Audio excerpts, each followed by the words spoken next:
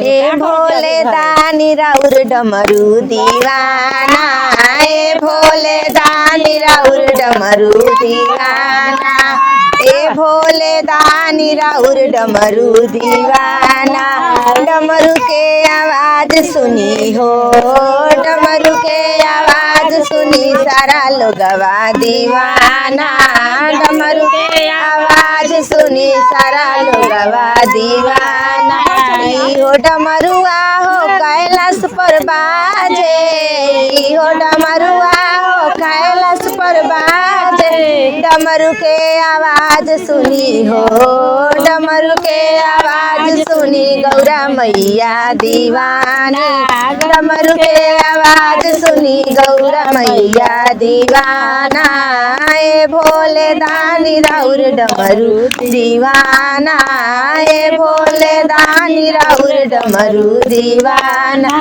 इहो डमरुआ अयोध्या में बाजे, इहो डमरुआ अयोध्या में बाजे। डमरू के आवाज सुनी हो, डमरू के आवाज सुनी सीताराम जी दीवाना, डमरू के आवाज सुनी सीताराम जी दीवाना।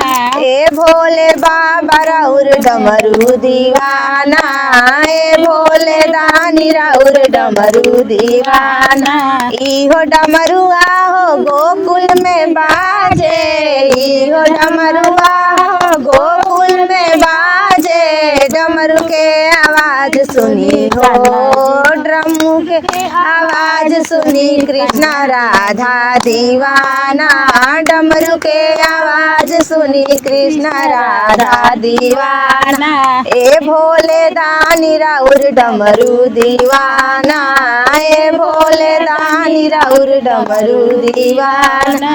इहो डमरुआ हो आसमां में बाजे, इहो डमरुआ हो अंबर में बाजे। डमरू के आवाज सुनी हो, डमरू के आवाज सुनी सूरज चंदा दीवाना। ए भोले दानी राउर डमरू दीवाना, ए भोले दानी राउर डमरू दीवाना। इहो डमरुआ हो धरती पर बाजे, इहो डमरुआ हो पृथ्वी पर बाजे। डमरू के आवाज सुनी हो, डमरू के आवाज सुनी गंगा यमुना दीवाना, डमरू के आवाज सुनी गंगा यमुना दीवाना।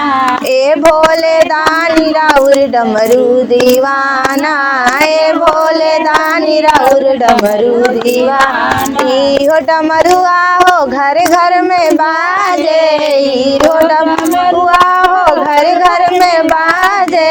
डमरू के आवाज सुनी हो, डमरू के आवाज